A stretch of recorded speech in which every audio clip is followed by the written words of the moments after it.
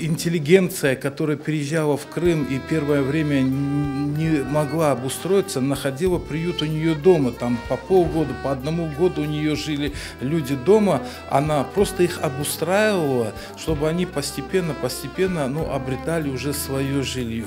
То есть человек, достойный памяти народа.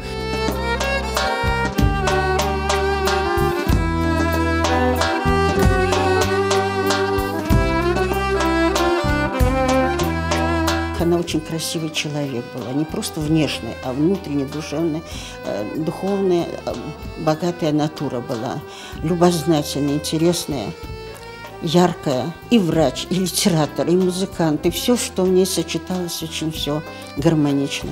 Она такая живая и яркая осталась в моей памяти.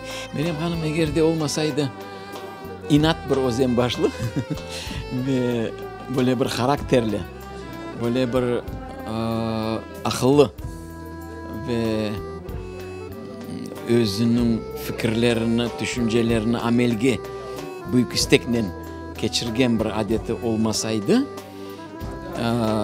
belki bu kadar münasebetlerimiz olmasaydı. Ya, öyle şekilde apay.